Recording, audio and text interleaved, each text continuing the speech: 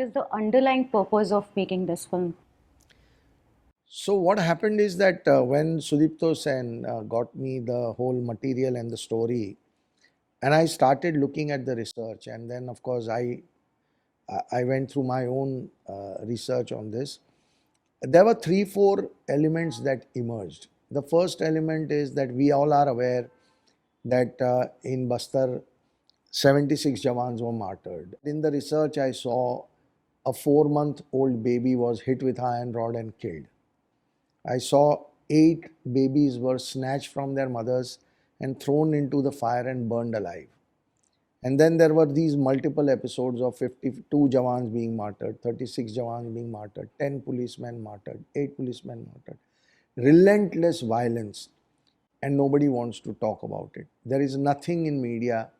So I was talking to somebody in Bastar, and he said, till we lose 30, 40 people, it doesn't even become a national news. Then there was another element that when we went to Bastar, we met people, we realized that the Naxalis don't allow you to build roads.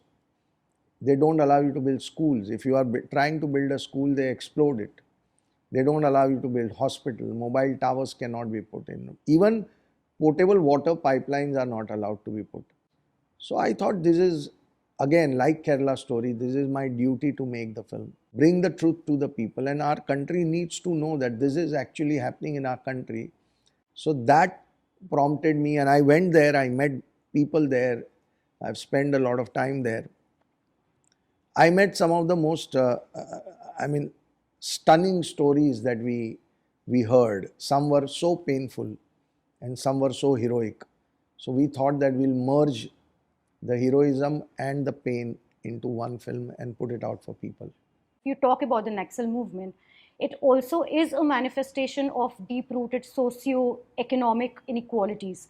So as a filmmaker, when you tackle a subject like this, how do you make sure that you stick to facts and you don't get swayed by emotions? See, if you look at the entire emergence of Naxal movement in particularly Chhattisgarh, so yes, before they came on scene, the government and the police officers, government babus, were being horrible to the people, and there were too many atrocities. So it was a completely customized situation for Naxalites to come in. They came in, they pushed the government officers away, they took control of the situation, but then they became worse than the government officer. So our film does talk about that element. It's not a one-sided blind story. As a filmmaker, you try and put out, when you are trying to tell the truth, you also talk about the other side. So that is what the film does. It does shed light on this element, that how they came into Bastar and how they took over. What was happening before they came. Yeah. The whole narrative building has been very, very dangerous. Right. And trying to break our country cannot be accepted in any society. Which country can allow that to happen? Yeah. So that is what you need to show people, and then people have to decide whether they believe what we are saying. They can, today nothing is impossible, they can Google and they can find out. You know, when the protagonist in the film makes a strong statement like, इन वामपंथियों को सड़क पर खड़ा कर कर सरेआम गोली मार दूंगी, चढ़ा देना फांसी पर. Don't you think that's like challenging a particular ideology and a statement that can incite people? No, it's a expression of a frustrated cop who has been stopped from taking them on. And we are talking about un Vampanthiyon ko, only those people who are interested in breaking our nation. And we, in our common day-to-day also, when we get angry about something, or even if our roads are not well, we sometimes get angry and use such expression. It's not, but you have to understand that when somebody has lost 76 Jawans, and yet she cannot get enough backup to fight the Naxals, she is going to react. Her heart is bleeding. What is she supposed to do? She is not supposed to react because there is systemic orders have not come to her or whatever. The apathy of the system at that time. So we have to capture that emotion which is so strong. The sense of betrayal for this particular cop. So that is the expression. Do you feel it's necessary for a filmmaker to sort of adopt a specific political tone? It's not political, it's human tragedy. What's happening in Bastar is human tragedy. People want to call it political because they have no other logical argument left against all these truths. That is why they want to digress people's mind and say, let's divert them into a direction which is going to take away from the facts. But the fact remains that these are people who are suffering endlessly. And when you show the suffering of any group of people, how is it political in any sense? It's a human tragedy. But again, going by your recent films, if you talk about the Kerala story and now this one, it's very easy for people to assume that obviously there's some sort of leaning there. Uh, how do you make sure, how do you avoid the pitfalls of becoming a propaganda filmmaker? In Kerala story, we are talking about there are cases of manipulative conversion that are happening across the country, but in Kerala more so. Right? What was the criticism?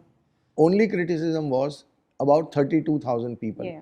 After the film came out, before the film came out, people had not seen, they were assuming. But after the film came out, what was the criticism? Oh, 32,000 is a wrong number. Apart from that, there is nothing. And the film got huge validation from the audiences. So for me, it still remains a human story and human tragedy. What is political in the entire trailer? We are not naming any party. We are naming an ideology that is trying to break the country.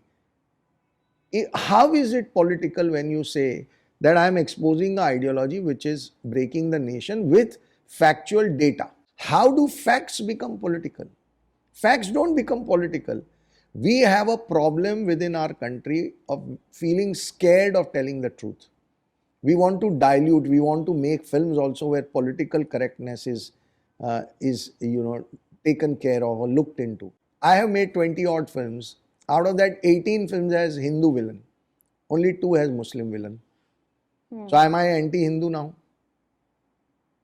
When I made Namaste London, where there was a character who's been forced to convert, is a Muslim boy who's forced to convert into into Christianity, and Akshay Kumar's character goes and convinces him not to, and he comes back into his fold. At that time, I was a torchbearer of secularism.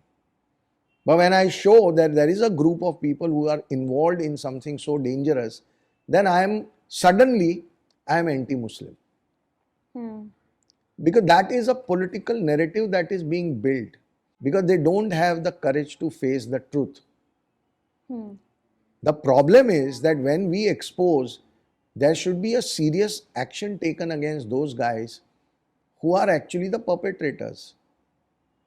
Rather than targeting us, they should be punished. At least an investigation should be done to find out whether they are involved in this or no. So you're saying Bastar is not a politically charged subject? The subject can have a certain amount of outcome due to certain political apathy. But what we are focusing on is a human tragedy. We are not interested in naming politicians or political party and going after them. We are only interested in talking about what is wrong and how these people are suffering. So when you decide to explore a subject like say the Kerala story and now Bastar, it leads to polarized opinions, reactions. How do you deal with these reactions? Some will applaud the effort, the film. Others will say it lacks authenticity, the fact, and all of that comes along with a film, with a subject like this. How do you deal with it? See, we live in times where people depend on half-baked information to react to a certain situation. And those are the people who will say, oh, this is not authentic or whatever. So I look at it this way, that when you are making a film like this, you're talking about a very, very uncomfortable truth.